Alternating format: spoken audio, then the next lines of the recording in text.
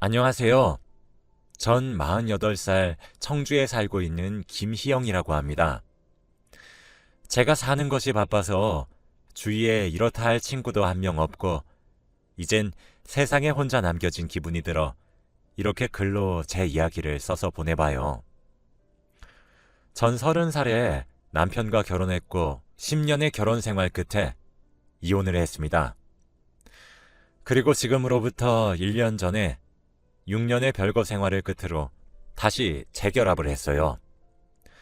지금부터 이 얘기를 한번 해보려고 합니다.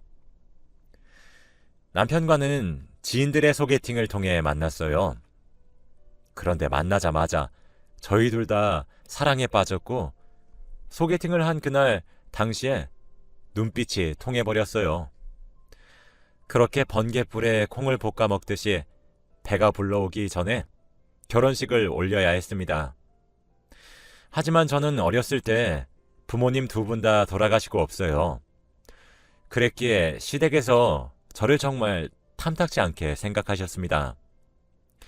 아이를 가져서 남편이 책임지겠다 강경하게 주장하였기에 우린 무사히 결혼을 할 수 있었어요. 하지만 시댁의 시집살이는 정말 어마어마했습니다. 상상했던 것 이상이더라고요. 저는 결혼 기간 10년 동안 단 한 번도 다른 곳으로 눈을 돌린 적도 없고 제 가정과 시댁에 정말 최선을 다해 모든 것을 해드렸어요. 가정을 지키겠다고 거의 목숨을 걸었다고 봐도 무방합니다. 제가 부모를 어린 나이에 잃었기에 시댁을 제 부모처럼 섬기겠다 노력도 정말 많이 했지요. 그런데 제가 아무리 잘 챙겨드리고 노력을 해도 시댁에선 저를 받아들여주지 않더군요. 길가에 있는 돌멩이도 저보단 나은 취급을 받을 겁니다. 시집살이의 시작은 결혼 초 제 뱃속에 아이가 있는데도 계속되었습니다. 저와 남편은 전세 대출까지 받으며 아파트에 신혼집을 차렸어요. 아무래도 신혼생활 없이 바로 아이와 함께 살게 될 것이다 보니까 좀 더 안전하고 괜찮은 환경에서 자라게 하고 싶었고 저와 남편의 욕심이었죠. 저희가 결혼할 적에 시댁에선 아무런 지원도 해주시지 않으셨습니다. 전 당연히 이해했어요. 저희가 만나서 저희 스스로 가정을 일구어내야 되는 것이 맞다고 생각했거든요. 그런데 저희가 아파트에 입주하고 2달 뒤에 저희 아랫집으로 누가 이사를 오셨는지 아시나요? 바로 시부모님들이셨어요. 그때부터 정말 지옥이 펼쳐졌습니다. 시부모님은 제게 일을 그만두고 집안일을 배우라 하셨죠. 어린 나이에 부모도 없이 홀로 컸을 테니 배움이 모자랄 것 같다면서요. 항상 그러셨습니다. 특히 시어머니는 제게 쓴소리를 하실 때면 매번 부모 없이 컸던 네가 뭘 그리 잘 알겠니? 라고 덧붙이셨죠. 그 말이 참 상처였습니다. 그 시절 멍청했던 전 제가 열심히 노력하면 시부모님께 이쁨 받을 수 있을 거란 착각에 빠져 정말 일을 그만두었어요.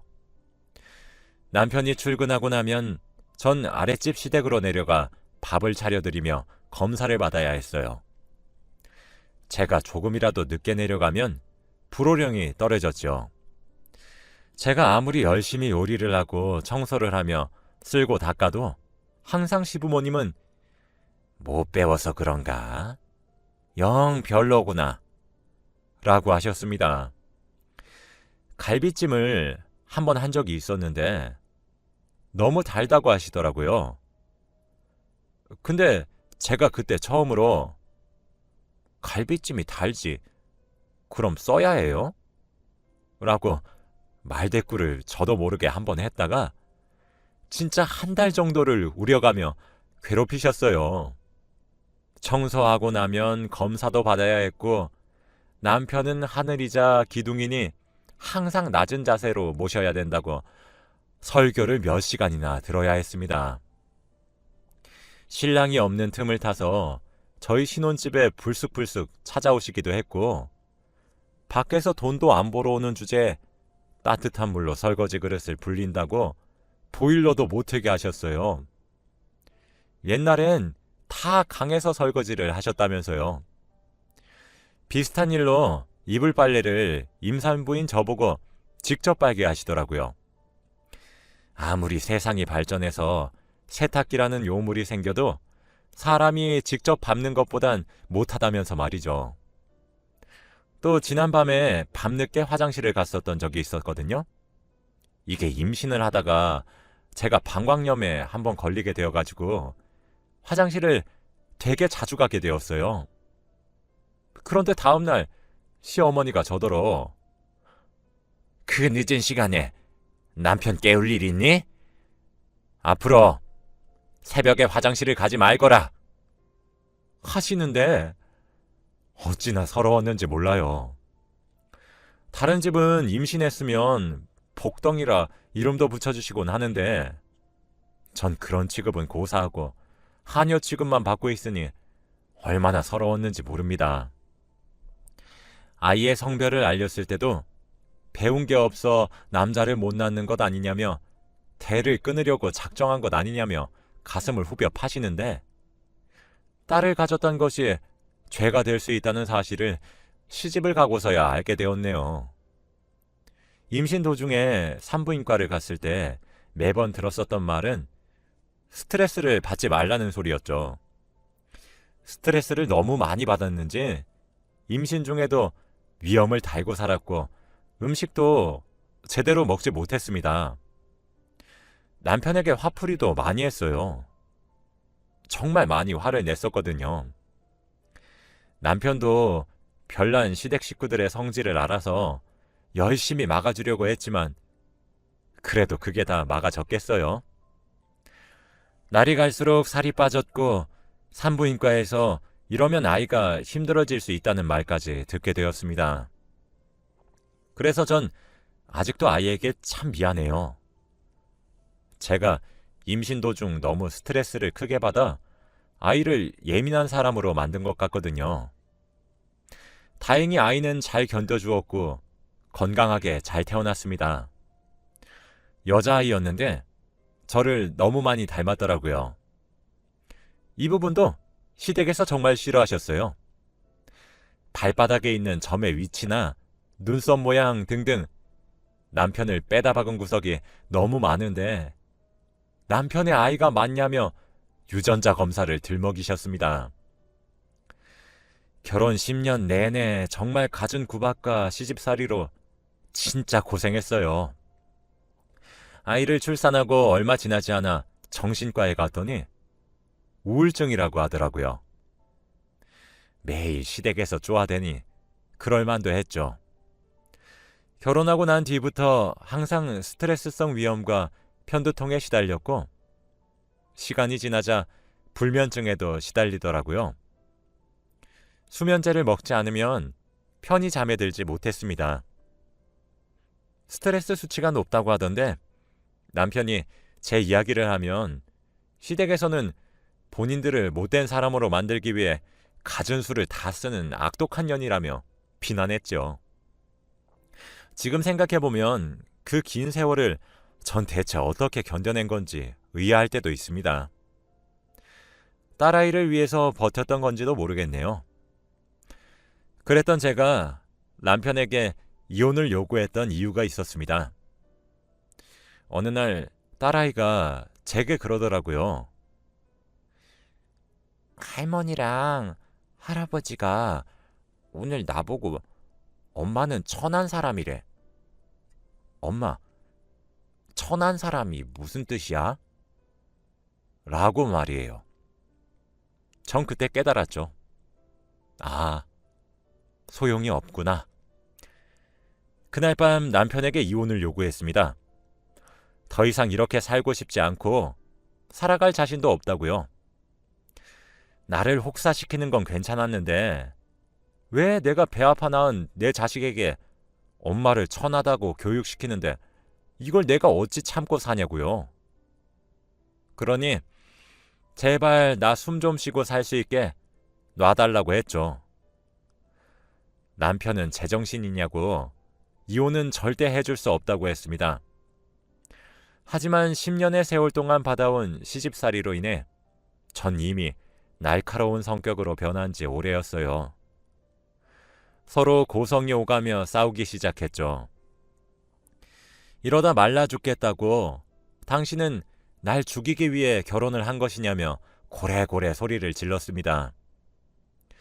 처음엔 서로 악을 지르며 싸웠다가 눈물을 흘리며 애원했다가 살려달라고 빌어도 받다가 그렇게 애걸복걸 이혼을 구걸했어요. 몸만 나가도 좋으니 제발 절 좀 놔달라고 말이에요. 남편은 제가 이혼해달라고 비는 모습에 끝내 이혼 서류에 도장을 찍어 주었습니다. 10년 동안 조금씩 하루하루 말라가는 제 모습이 안쓰러웠나 봅니다. 제게 많이 미안하다고 이젠 욕심을 부리지 않겠다며 통장 하나를 쥐어주며 도장을 찍어 주었어요. 그렇게 저는 남편에게 앞으로 딸아이와 함께 살 집과 목돈을 받을 수 있었죠. 다행히 남편은 제가 딸을 데리고 나가 살기를 바랬고 자신은 2주에 한 번씩 딸을 보게 해달라고 부탁만 하더군요. 그렇게 그 지긋지긋한 곳에서 탈출할 수 있게 되었습니다. 이혼 후 저도 집 근처에 있는 조그마한 식당에서 일을 할 수 있게 되었어요. 제가 버는 소정의 생활비와 매달 꼬박꼬박 들어오는 양육비로 인해 생활엔 문제가 없었고 오히려 조금 여유롭기까지 했죠.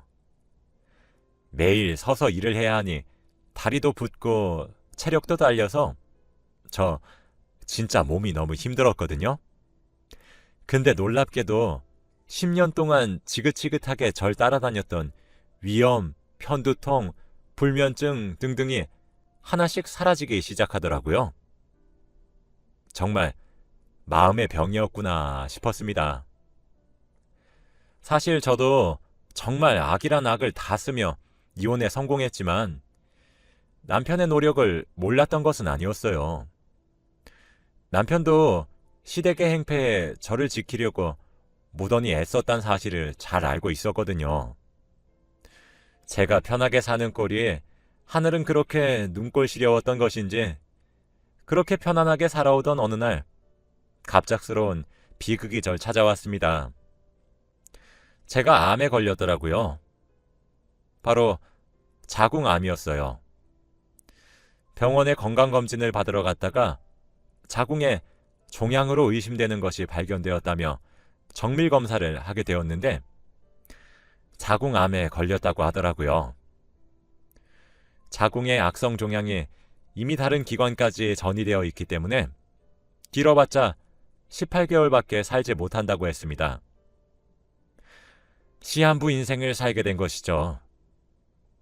사람이 언젠가는 죽는다는 사실을 알고 있지만 딸은 엄마 팔자를 닮는다고 하더니 제 딸도 저처럼 어린 나이에 엄마를 잃을 생각을 하니까 눈물이 앞을 가리더라고요. 그리고 미친 듯이 화가 나기 시작했어요. 내가 결혼해서 그 개고생만 덜 했어도 우리 딸과 더 좋은 추억을 만들었을 것이고 지금보다 덜 아팠을 거라는 생각에 정말 시댁 식구들이 원망스럽더라고요. 암을 판정받은 뒤로 10년 동안 참는 것만 할 줄 알았던 제가 다혈질적이고 욱하는 성질로 참 많이 변했습니다. 저는 암보험에 가입이 되어 있었기 때문에 제가 죽으면 보험금이 나와서 그걸로 우리 딸아이 걱정은 조금이라도 덜었다며 위안 삼고 있었어요. 그런데 그와 동시에 남편으로부터 재결합 제의가 들어왔습니다.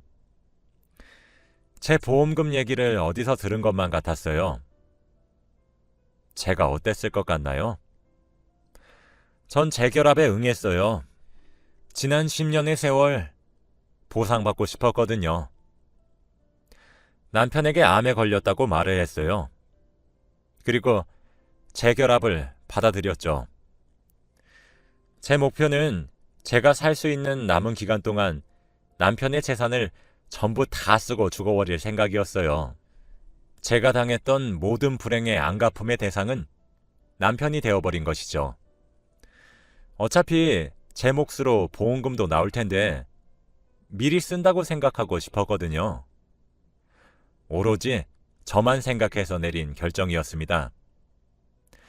남편과 재결합을 했을 때 살림을 합치기 위해 집을 알아봐야 했어요. 저는 남편에게 주장했습니다. 난 시한부로 살아봤자 내가 얼마나 더 오래 살겠냐고 말을 하면서 인생을 살면서 한 번 정도는 드라마에 나오는 펜트하우스 같은 곳에서 살아보고 싶다고 했지요. 한 달에 월세만 1,000만 원인 곳에 살기로 했습니다.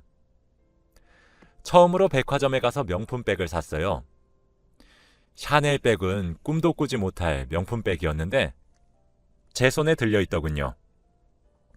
겨울에 입겠다고 밍크 코트도 한 벌 샀습니다. 남편의 재산을 써서 점차 줄어드는 것을 볼 때마다 통쾌하더라고요. 남편은 제가 어거지를 부리고 무리한 요구를 해도 절 살뜰하게 보살피기 시작했어요.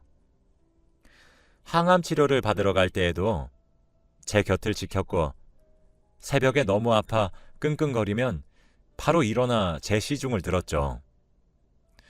그때부터 마음 한켠에 찝찝함이 자리를 잡았던 것 같아요. 어쩌면 죄책감이었던 것 같기도 합니다. 제 남편에게 복수하는 짓은 어쩌면 타당하지 않은 짓이니까요. 그렇게 4개월이 지났어요. 아침에 눈을 떴는데 그날따라 몸이 가볍더라고요. 오랜만에 기분 좋게 잠에서 깨어 아침상을 차리고 있었습니다. 평소엔 저보다 일찍 일어나 아침 준비를 하던 남편이 늦잠을 자더라고요. 아침을 다 차린 후 아이를 학교에 보내고 남편을 깨웠습니다. 그런데 남편의 몸이 차가웠고 딱딱했습니다. 알고 보니 남편은 사망한 상태였어요. 잠을 자다 죽었으니 호상이었죠. 너무 놀라 발도 안 떼어질 정도였고 가까스로 119에 전화를 해 신고를 했죠. 그렇게 알게 된 사실은 너무 충격적이었습니다. 사실 남편은 대장암 말기에 걸려 투병 중인 상태였고 제게 재결합을 권한 이유는 제 보험금을 노린 것이 아니라 자신의 죽음으로 제가 보험금을 탈 수 있게 하기 위한 것이었어요. 남편의 보험금은 무려 7억이나 되더군요. 저는 정말 다시 살게 된 4개월의 시간 동안 남편의 병색을 전혀 눈치채지 못했습니다. 정말 멀쩡했거든요. 진짜 믿기지가 않더라고요. 무슨 정신으로 남편을 떠나보냈는지 잘 기억이 나지 않아요. 전 그냥 저희가 살았던 펜트하우스를 벗어나고 싶기만 했습니다. 이사를 하기 위해 짐을 싸던 도중 남편의 유품 사이에 편지 한 통을 발견하게 되었는데 편지에는 이렇게 쓰여 있었습니다. 여보, 안녕. 나야 당신 남편. 당신을 만났었던 그날의 봄날을 아직도 난 잊지 못해. 며칠 전에 건강검진 갔다 왔는데 의사 선생님이 대장에 종양이 있는 것 같다고 하는 거야. 그래서 정밀 검사를 했는데 그게 암이라고 하더라. 심지어 너무 늦게 왔대. 대장암 말기래. 나보고 길어봤자 6개월 살 수 있을 거라고 하더라. 난 그래서 내가 죽으면 받을 수 있는 보험금부터 알아봤어. 7억 정도였지. 이거 당신 주려고 재결합하자고 한 거야. 우리 집 사람들이 당신에게 얼마나 많이 죄를 지었는데 내가 무슨 염치로 사랑하는 당신에게 재결합을 권하겠어. 이번에 나올 내 보험금을 빌미로 당신에게 재결합을 하자고 권유한 거였어. 그런데 당신도 암에 걸렸다고 하더라. 정말 세상이 무너지는 기분이었어. 내가 죽고 나서 당신이 혼자 우리 딸내미 키우는데 도움이 되라고, 이제 자유롭게 잘 살아가라고 그렇게 남겨주고 싶었던 돈이었는데 어떻게 해야 될지 모르겠다, 정말. 그래도 당신 끝까지 치료를 포기하지 말아줘. 우리 아이를 생각해서라도. 난 우리 딸아이에게 좋은 아빠가 되어주지 못했고 당신에게도 좋은 남편이 되어주지 못했어. 당신이 시집살이에 시달려서 매일 밤마다 수면제를 먹어가며 겨우 잠에 드는 모습을 지켜보면서도 내가 적극적으로 당신을 보호해주지 못해서 정말 미안해. 당신이 죽을 날을 받아놔서 하고 싶은 것들 다 해보고 싶다고 했을 때 사실 너무 기뻤어. 그 소원 내 소원과 같은 것이었거든. 당신이 이 편지를 읽고 있을 땐 이미 내가 세상을 떠난 뒤겠지만 그동안 너무 행복했어. 많이 미안했고 정말 많이 사랑했어. 앞으로 잘 지내길 바랄게. 당신의 병도 내가 하늘로 떠나가며 다 가져갈 수 있게 할게. 힘내서 잘 살아가길 바래. 내 모든 재산과 보험금의 수익자는 전부 당신이야. 그동안 미안했고 고마웠던 마음을 돈으로 대신하는데 당신에겐 한없이 줘도 보상이 되진 않겠지만 부디 받아주길 바래. 남은 생도 당신 후회 없이 살아줘. 우리 집안 사람들이 달라고 해도 절대 돈을 떼어주지 마. 전부 당신 거야. 그럼 잘 지내? 라고 적혀 있었습니다. 남편 또한 암에 걸렸었던 사람이었고 제게 모든 재산과 보험금을 주기 위해 재결합을 권유했다는 사실에 정말 제 이성이 나갈 것 같더군요. 얼마나 오열했는지 몰라요.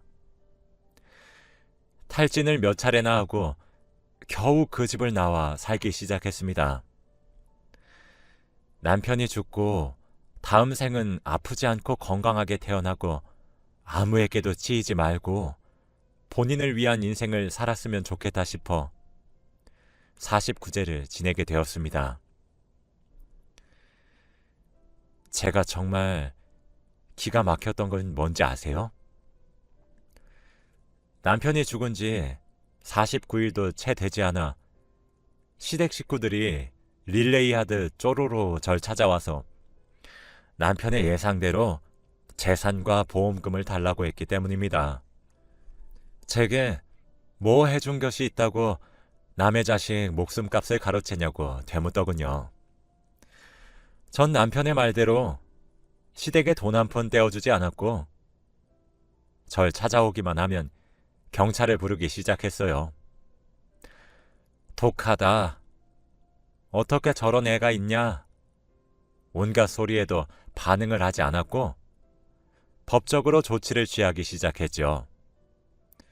그랬더니 절 달래면서 회유하려고 들더라고요.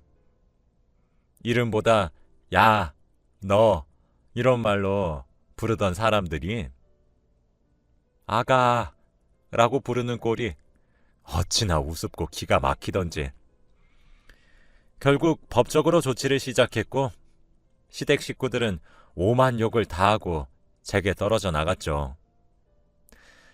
그리고 지금 겨우 10대 중반인 딸아이를 위해 돈을 모으기 시작했습니다. 저도 곧 이 세상에서 사라지게 될 테니까요. 그런데 제게 기적이 일어났지 뭐예요. 병원에서도 말기암이라고 고개를 절레절레 저었던 제가 기적적으로 암을 극복하게 된 것이었어요. 사실 남편이 저와 재결합을 하고 난 뒤에 키토산을 매일 먹였거든요. 이걸 먹고 암이 나은 사람들의 사례가 많다고 하면서요. 편지에도 남편이 제가 아픈 것까지 전부 들고 하늘로 간다던데 실로 그 기적이 일어난 것인지 뭔지 극적으로 완치 판정을 받게 되었습니다. 병원에서도 정말 기적이라며 혀를 내두르더군요. 아마 평생을 조심하며 살아야 되겠지만 말이에요. 이렇게 차갑고 매정한 세상에 딸아이가 혼자 보내게 될 많은 시간들에 한숨만 나오고 눈앞이 깜깜해졌는데 제가 곁에서 지킬 수 있게 된 시간이 많이 늘어 참 다행이다 싶습니다. 전 기적을 믿지 않았던 사람이었어요.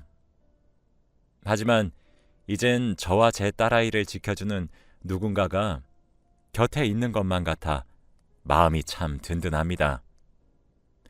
제 긴 이야기를 들어주셔서 감사해요. 앞으로는 하늘로 가 있는 남편에게 항상 고마워하며